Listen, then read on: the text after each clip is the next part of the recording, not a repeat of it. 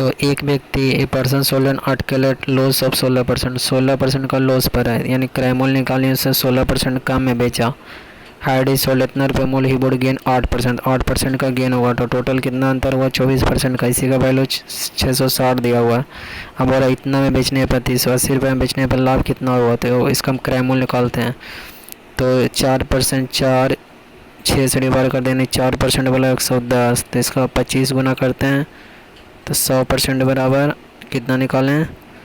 2750 रुपया। 2750 रुपया को 380 रुपये में बेचेंगे तो लाभ कितना हुआ? 330 रुपये का। कितना पर? 2750 पर इंटू 100। तो क्रय मूल्य यहाँ से 12% निकल गया। आगे एक वस्तु यदि एक वस्तु को 1 रुपये में बेचते हैं, यदि एक वस्तु को 1 रुपये में बेचते हैं तो हानि 12% का होता है। यदि एक वस्तु को 1 रुपये में बेचें तो हानि कितना होगा? 1% का।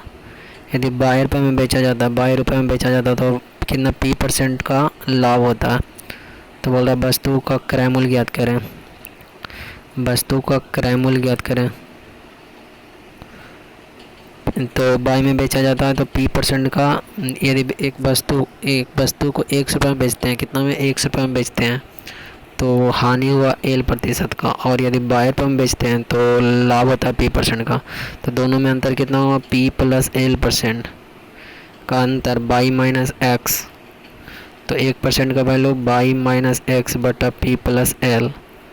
तो 100% का वैल्यू, 100% का CP होता है, 100% CP, 100% का वैल्यू 22 माइनस एक्स बटा P + L इंटू 100। प्रॉफिट वाला को निकालें।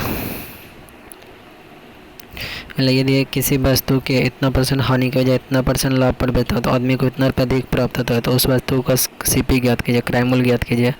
तो 16.2/3% 16 और 48 50/3 यानी 1/2 यानी 1/6। इतना रुपया हानि पर बेचने पर के बजाय इतना 12.5% मतलब 1/8। तो इसको 24 से दोनों साइड मल्टीप्लाई करते हैं, यानी 4 रुपया माइनस 4 रुपया इधर 3 रुपया, मतलब -4 रुपये के बजाय 3 रुपये पर बेचते हैं। हॉनर के बजाय इतना % लाभ पर बेची जाती है, मतलब कि -4 के बजाय 3% प्रॉफिट पर बेचा जाता है। तो इतना का लाभ होता है, इतना रुपया अधिक प्राप्त होता है।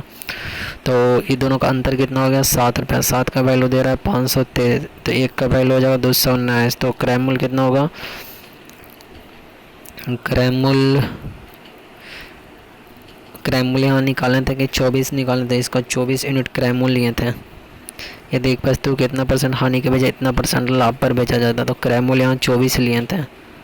क्रय मूल्य कितना लिए थे? 24 लिए थे, इसलिए 24 यूनिट का वैल्यू निकाल लिए। जैसे उसमें बनाते थे ना, 8 का लाभ हो रहा है, यानी 8 का समान 9 में, यहाँ पर 6 का समान 5 में। तो यहाँ पर 24 रुपये का क्रय मूल्य ले लिए थे।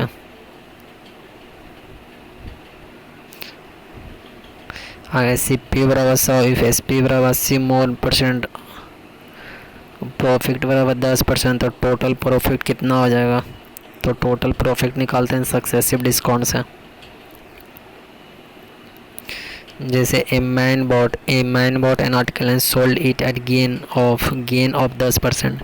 100 रुपये का सामान था, उसको SP 10% गेन पर बेचा। If he had bought the article 20% less, 20% less पर यानी 80 रुपये पर खरीदा होता एंड सोल्ड इतना रुपया मोन, ही would have made a profit of कितना होता है? 40% का प्रॉफिट होता और इतना रुपया अधिक कमाता। तो 80 का 40%, 80 का 40%, 140। तो 14 ट्रिपल होता है 832। इस पर कमाता 40%, तो 832 8 3 112 रुपये का। तो कितना रुपया अधिक कमाता? 2 यूनिट का अंतर दिया हुआ है 1000 रुपया। तो 1 यूनिट का वैल्यू 500 रुपया। तो दी अर्लियर सेलिंग प्राइस, तो अर्लियर सेलिंग प्राइस 110 था, तो 110 मतलब 11 5500 रुपया। मतलब person sold a chair at a profit of 13%। Had he sold person sold a chair क्रय मूल्य से 13% अधिक पर हैड ही सोल्ड इतना रुपया more, he would have gain X%। The cost price of chair is इतना, cost price of chair is इतना।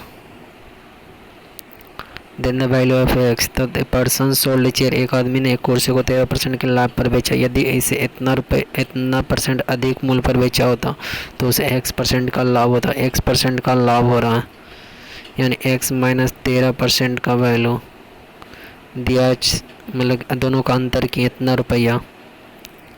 अब बोला यहाँ तो निकालने का तरीका देखिए, एक्स्ट्रा प्रॉफिट कितना हो जाएगा 607 इंटू 5। यदि कुल लागत मूल्य 3750 रुपया, 3750 रुपया लाभ इतना हो रहा है, 3750 रुपया क्रय मूल्य, लाभ वो हो रहा है 607.50 इंटू 100 करेंगे तो यहाँ से यहाँ 2 हटाएँ, यहाँ से यहाँ हटाएँ तो 5 सतह 35, 55 25, 5 1 5, 12 25 60, 5 1 5, 55 25, 15 25 75, 12 25 60, 5 15 25 75, 5 दूनी 10, 5 24, 5 3 15, 5 3 15, 5 24 21, 5 दूनी 10, फिर कितना बर्तन पे काटे हैं 3 5 15, 3 8 24, 3 6 मतलब 16.2% का एक्स्ट्रा प्रॉफिट हो रहा है। इस 16.25 पर 13% तो ऑलरेडी पहले प्रॉफिट हो चुका है, तो यानी x प्लस 13% बराबर टोटल कितना हो जाएगा एक्स्ट्रा 13.6.2% का प्रॉफिट हो रहा है। टोटल पहले 13% का प्रॉफिट हो चुका है, यानी 16.2% जोड़ देंगे तो यानी 29.2% का प्रॉफिट हुआ, 29.2% का प्रॉफिट।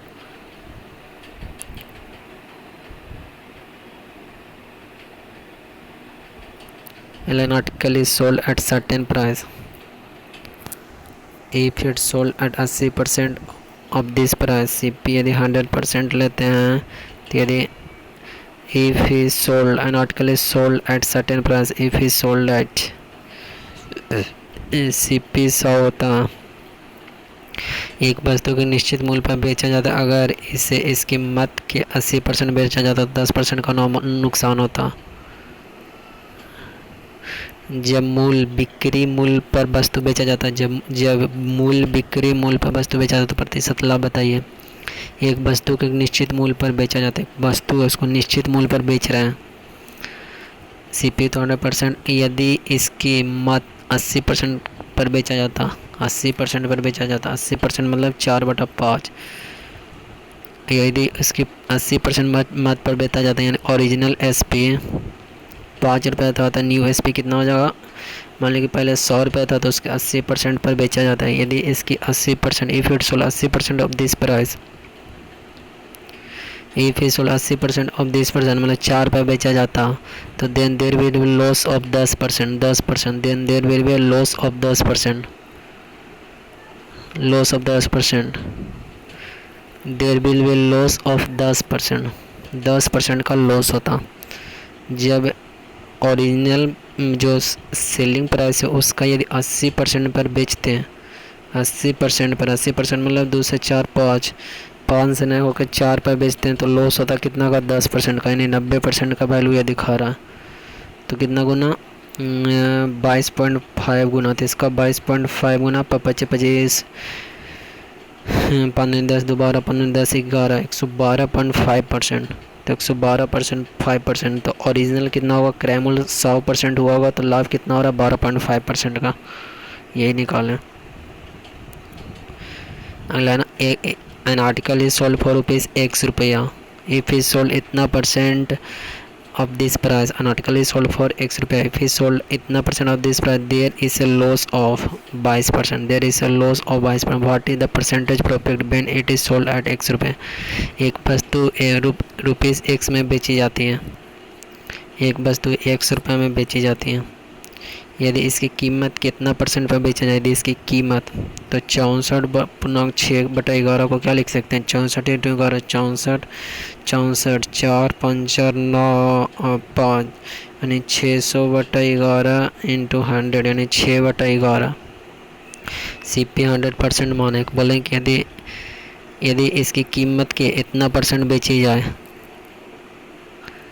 यदि कीमत तो 22% क्या होने, यदि इसकी कीमत की टोटल कीमत मान ली 11 रुपया था तो इसका न्यू SP कितना, यदि इसकी an article is sold for x रुपया, इफ इट सोल्ड इतना परसेंट ऑफ दिस प्राइस, इतना परसेंट ऑफ दिस प्राइस मतलब कि इसकी न्यू कीमत 6 रुपया, 6 रुपये बेची जाए तो लॉस होता है कितना का, 22% का, यानी कितना 78% पर बेचा हुआ था, इसका 13 गुना हुआ था, इसका 11 का 13 गुना कितना हो जाएगा 143%, यानी प्रॉफिट कितना हुआ 43% का। ठीक ऊपर वाला ही सवाल है। अगला है कि एक वस्तु को एक निश्चित मूल्य पर बेचा जाता है, यदि वह इस मूल्य के 33 इतना पर बेचा जाए तो इतना परसेंट की हानि होती है। तो वास्तविक क्रय मूल्य के 60% बेचा जाए तो जाने पर लाभ प्रतिशत ज्ञात कीजिए। एक वस्तु को एक निश्चित मूल्य पर बेचा जाता है, यदि यह इस मूल्य के, तो 33.1/3% मतलब 1/3, यदि इस मूल्य के इतना परसेंट पर बेचा जाए, मतलब 3 का समान था, न्यू CP पहले ओरिजिनल SP 3 था, तो अब नया SP कितना हो जाएगा,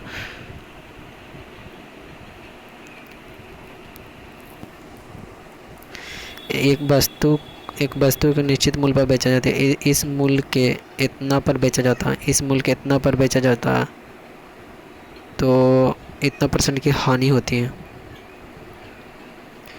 तो वास्तविक क्रय मूल्य के